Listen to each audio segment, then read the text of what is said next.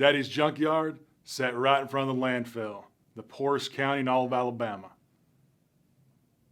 You see, in Haleyville, Alabama, over 50% of children grow up in poverty, and the high school dropout rate is 2.5 times the national average.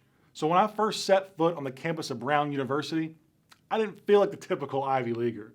2 weeks in, I sat in front of my freshman advisor, and he said, "Joshua, gotta be honest with you, you're not gonna make it here.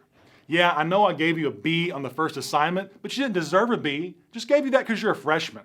Next year, the standard will be higher, and you'll fail out. But you know what? It's not your fault. You didn't get to go to an elite prep school. You didn't have tutors. You just didn't have the same level of instruction. So you're sloppy and you're unprepared. But don't worry. You can always just go back to Alabama." Really? So you're telling me the other peers, they never were told that you can't go outside because out back there is a plague, a cloud billowing up out of the guts of a landfill? They've never been on the regular assigned to sweep the rat pellets off the floor of their dad's office.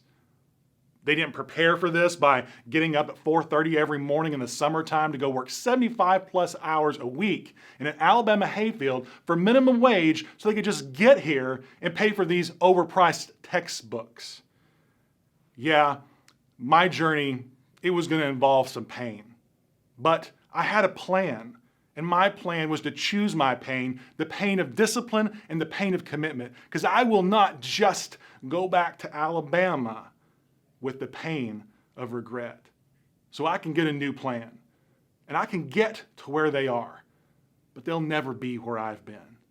And you know what? That's kind of typical these days. Everyone's looking for a shortcut, a hack, a rule of thumb, if you will. But you know what? I guess that's just amateurs. Amateurs love shortcuts. But 4 years later, my mama and daddy came to Brown University for the very first time to watch the very first Ivy League graduate in county history give his graduation speech. And now I work with people who know the pain of hard work, saving, and discipline.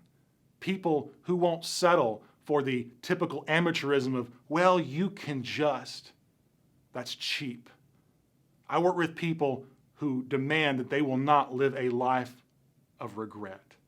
So I can help you get to where you deserve to be because I have a plan.